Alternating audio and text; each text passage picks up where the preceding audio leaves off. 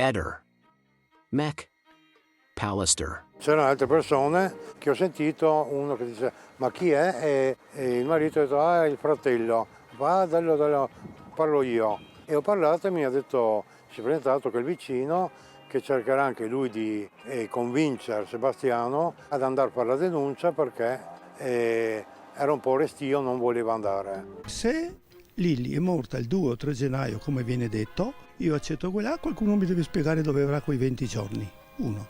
2, in questo caso, tutti gli alibi perfetti che sono stati menzionati a suo tempo cascano. Nel momento in cui lei, sono le 16 e non è a casa, non comincia ad allarmarsi? Quando comincia ad allarmarsi lei? Perché devo allarmarmi? Perché scopre che il telefonino è a casa, per esempio. E questo l'ho scoperto dopo, quando sono venuti questi nostri vicini, con un stratagemma mi hanno mandato un messaggio sul telefono di Liliana dicendo ho un regalo per te. Allora in quel momento ho capito che i telefonini erano a casa. Era successo che lasciasse il telefono a casa? No, non è mai successo. Allora in quel momento ho pensato, si li avrà dimenticati. Se c'era qualche problema mi avrebbe chiamato magari con il telefono di qualcuno. Facciamo un'altra domanda. In che momento lei capisce che Liliana è scomparsa? Il momento in cui Gabriella ha insistito tantissimo di andare a fare una segnalazione in questura e allora a un certo punto ho detto sì, va bene, andiamo a fare, ma sennò io altrimenti difficilmente sarei venuto quel giorno o a un certo punto a un'ora più avanzata. Ecco. Io mi sono fatto accompagnare da questa mia amica perché ero veramente sotto shock. Quindi se Gabriella non insisteva lei non andava in questura quella sera? Molto probabilmente no, non sono state fatte chiamate al pronto soccorso, queste cose qua sono state fatte chiamate. Mi pare che Gabriella abbia telefonato, adesso non so, penso di sì. Gabriella, non lei. Sì. Chiedo scusa una cosa, siamo quasi a un anno di questo qua, sì. Cosa stiamo facendo? Stiamo facendo che io sto facendo le domande, lei è un testimone, deve rispondere, deve dire la verità. Ok. Il giorno che è scomparsa Liliana, sì. Lei si è visto, si è sentito, ne ha parlato con il fratello? Assolutamente no. Lei il giorno che gli aveva telefonaso? Guardi, a distanza di tempo può essere che l'abbia chiamata, non lo so, ma non lo so. Adesso non riesco a dire con certezza.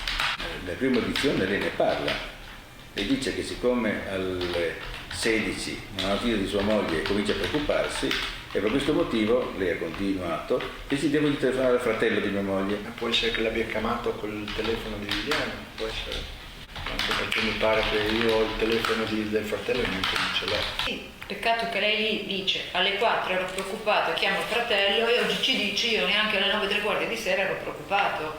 Sono due cose un po' diverse. Non lo so, io quante cose ho cancellato dalla mia memoria, guardi, veramente non so cosa dirle. Se ho detto così quel giorno sarà così, però io non c'ho più mia moglie, non so, vedete voi. Se sono qua per essere interrogato, vabbè, fate quello che volete. Ma lei sapeva di Claudio? Assolutamente no.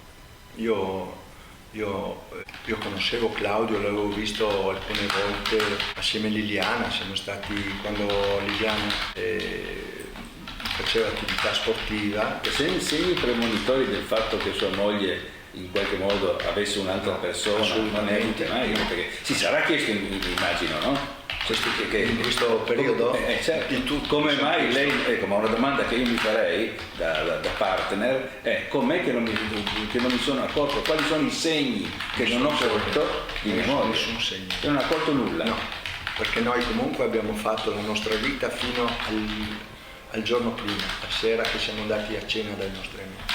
La mattina eravamo andati in sauna, la domenica eravamo andati che Liliana mi aveva detto guarda, una bella giornata, andiamo a fare un giro in bici a Grado, abbiamo fatto dei video che sono stati consegnati al mobile e perciò per me era normale. Le chiedo com'è andata con i corvini. La verità. La verità? La verità. Sono stati trovati in cucina dove gli ho mandato le foto, io gli ho mandato le foto dicendo guarda, ho trovato questa cosa. Io sono cassetti di casa mia che ancora non ho aperto, perché per me cassetti di Liliana erano sacri, non ho mai messo le mani nei cassetti. E un giorno che stavo parlando con la giornalista, lei mi fa: hai una penna?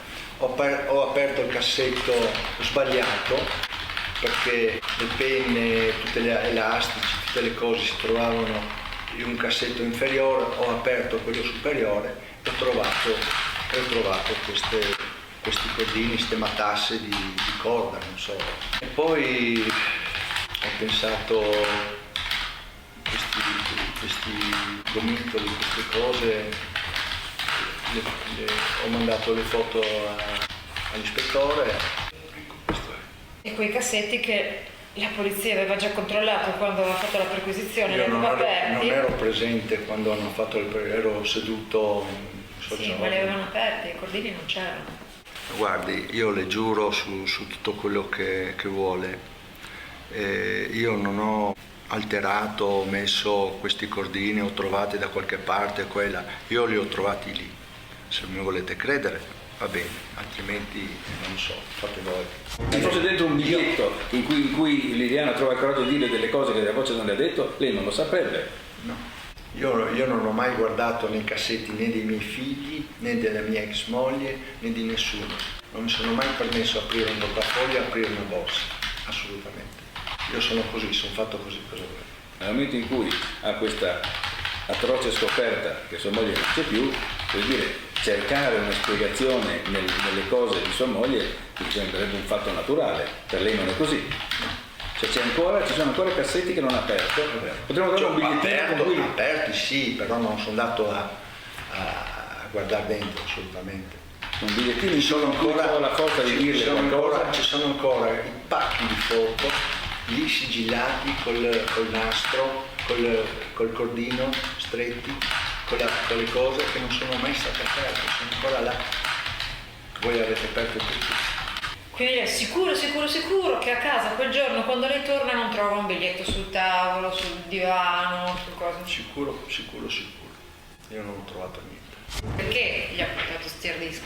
Perché pensavo di morire, perché ho avuto un cedimento veramente forte e un dolore veramente estremo. Ma non gli ha lasciato istruzioni però? No, io qua ho detto guarda, fanno parte della mia storia, della mia vita, sono fotografie, sono solo fotografie. Puoi guardarle, puoi vedere tutto quello che ritieni e tieni qua piuttosto che finiscano in mani sbagliate. Per me era la mia vita, era tutta la mia storia e li ho lasciati. Io ho detto guarda, tieni qua, dovesse succedermi qualcosa, io veramente pensavo di non finire là, ero veramente a pezzi. Soldi non gliene ha proposti di portati? portare altro, ti ha chiesto se potevano ottenere altro per No, conto assolutamente, suo. quella cosa dei 20.000 euro che ho sentito è veramente frutto di fantasia. Non sarei mai permesso di portare soldi, anche perché quei pochi che avevamo, io avevo un fondo che mettevo da parte per eventualmente viaggi o cose che andavamo in Grecia, qua e là. Non era certamente 20.000 euro. Ehi, non dimenticare di iscriverti a questo canale.